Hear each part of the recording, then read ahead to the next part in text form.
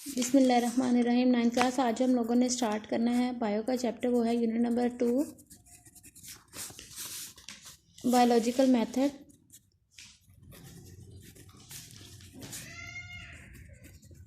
Bio के अंदर हमने जितने भी प्रॉब्लम्स को सॉल्व करना होता है उसके लिए जो मेथड अपनाते हैं उसको बोलते हैं बायोलॉजिकल मेथड।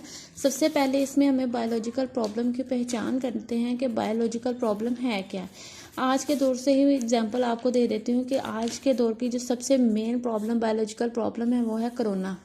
ठीक है, इससे पहले आप लोग जो है डेंगू से भी वाकिफ़ हैं और आपने अपनी बुक के अंदर जो है वो मलेरिया की एग्जाम्पल भी पढ़ी हुई है। ठीक है, कोरोना, डेंगू, मलेरिया, ये आप इनसे अच्छी तरह से फेमिलियर हैं। आज की बात से लेके बताती हूँ कि आज का जो दौर की प्रॉब्लम है वो है कोरोना। तो अब ये तमाम साइंटिस्ट के लिए एक प्रॉब्लम थी जिसको उन्होंने कैसे सॉल्व किया, बाय यूजिंग बायोलॉजिकल मेथड। इसको यूज़ करने के लिए हम डिफरेंट स्टेप्स यूज़ करते हैं। उसमें नंबर 1 पे है ऑब्जर्वेशन, सेकंड है हाइपोथेसिस,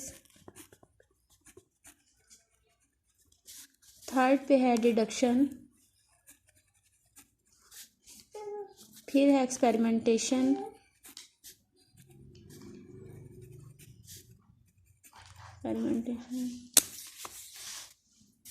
फिर है analysing the data,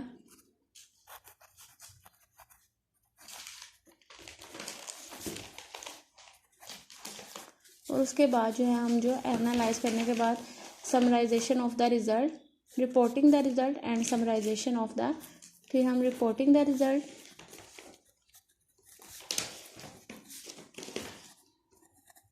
and summarisation of the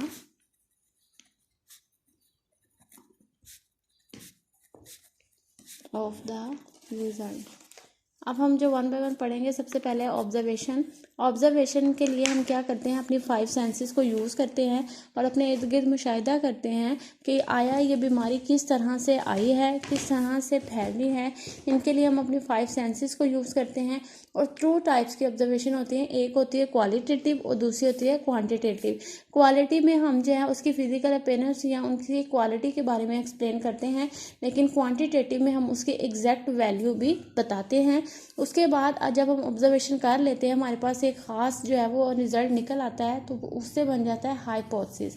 hypothesis जो है एक टेंटेटिव आइडिया होता है जो हम अपनी ऑब्जर्वेशन से इकट्ठे कर सकते हैं, लेकिन ये सही या दुरुस्त हो सकता है। इसके जो है वो इम्पोर्टेंट पॉइंट्स, करैक्टरिस्टिक्स है हाइपोथेसिस की, जो आपने अच्छी तरह से रिवाइज कर लेनी है। हाइपोथेसिस के बाद हम जो नेक्स्ट स्टेटमेंट बनाते हैं वो है डिडक्शन। डिडक्शन के अंदर जो है हम 2 टर्म यूज़ करते हैं, इफ़ एंड देन। आपकी बुक के अंदर मलेरिया के एग्जाम्पल है कि if plasmodium is the cause of malaria then all the patient will have plasmodium in the body. इसके अंदर इफ़ एंड देन देखिए, इस स्टेटमेंट के अंदर दोनों चीज़ें यूज हुई हैं, इफ़ भी और देन भी। उसके बाद हम जो नेक्स्ट स्टेप करते हैं वो है एक्सपेरिमेंटेशन। एक्सपेरिमेंटेशन में हम डिफरेंट एक्सपेरिमेंट्स करते हैं इस बात को डिडक्ट करने के लिए, इस बात का प्रूव करने के लिए कि आया कि हमारी डिडक्शन सही है या गलत है। एक्सपेरिमेंट जो है वो 2 टाइप्स के होते हैं, कंट्रोल, 2 ग्रुप्स बनाते हैं, control group and experimental groups. Control groups वो होते हैं जो नॉर्मल ज़िंदगी मेंटेन करते हैं, जिन फॉर एग्जांपल यहाँ पे आपकी बुक में एग्जांपल दी है कि जानदारों को कार्बन डाइऑक्साइड, प्लांट्स को कार्बन डाइऑक्साइड की ज़रूरत होती है या नहीं। इस बात को प्रूव करने के लिए हम 2 ग्रुप्स बनाते हैं। एक को बोलते हैं एक्सपेरिमेंटल ग्रुप। इस ग्रुप को हम जो है वो कार्बन डाइऑक्साइड प्रोवाइड नहीं करते। एक्सपेरिमेंटल ग्रुप के अंदर हम कार्बन डाइऑक्साइड प्रोवाइड नहीं करते।